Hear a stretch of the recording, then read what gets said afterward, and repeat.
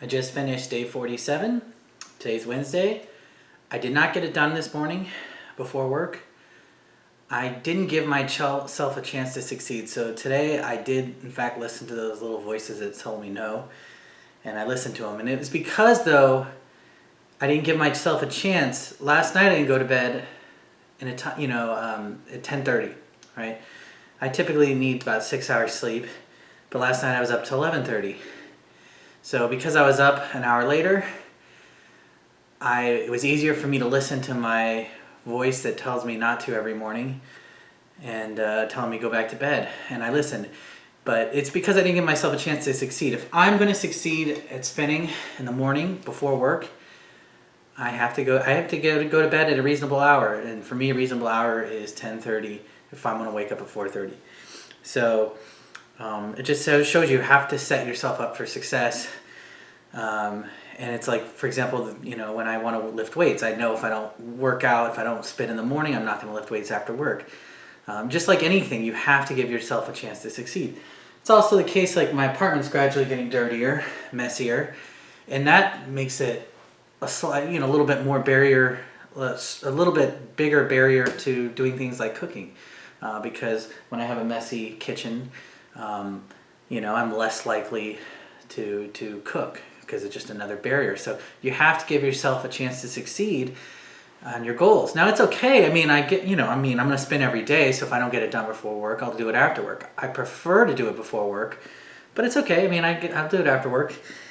And so I got home at 5 o'clock and it's 5:30 class in the afternoon here in Phoenix. So I went ahead and joined up and did it. It was a live class from Nicole. And I pushed it hard too. I wanted to make up for the fact that I didn't get it in the morning. I wanted to hit an output record. And so because of that, I stood a decent amount of the bike really with high resistance and then got my heart rate up a lot. And so I was just really pushing it. And even on the slow speeds, one thing that I did differently is oftentimes because I'm always barely getting on the bike by 5 a.m., I'm often not warmed up when I get on the bike.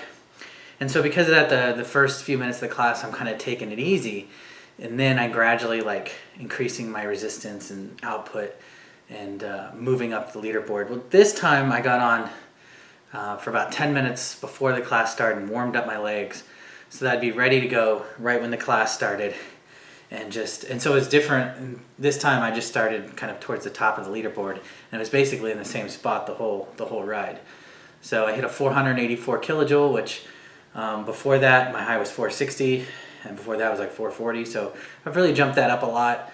But again, it's no barrier. My legs are getting slightly more conditioned and stronger. I can, in fact, pedal a little harder for longer. So, there's that component to it.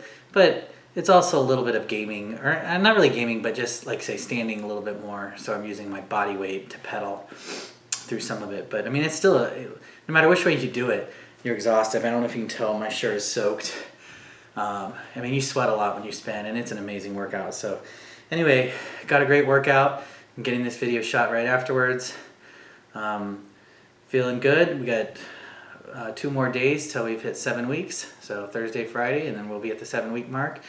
But still really excited about this purchase, and I just look forward to what will happen, when I hit the 100 and the 200 day mark. I don't think I've ever done anything like this for 365 days. So it just shows you, if you just make small changes and you do them over time, it's kind of exciting to see how good you'll get at something or how much you'll improve at something. I know there's a kind of a thread on Reddit, if you ever go on Reddit, and there was something about doing something every day for 365 days. Some people try to learn to dance, or last year there was one that got big. It was a guy who was trying to become an expert at ping pong, and it showed him playing ping pong every day for 365 days in a year. And it was pretty impressive to watch, because he went from basically beginner level ping pong player at day 1, and he played every day, and he was training, and he had coaches and lived with friends that played ping pong and all that stuff. But by the end of that year, he's pretty amazing. So it's cool to think what you can do, and it's in your hands. You can mold your life the way you want it. So anyway, having said all that, I'll see you tomorrow, and we'll try to do it at 5 in the morning.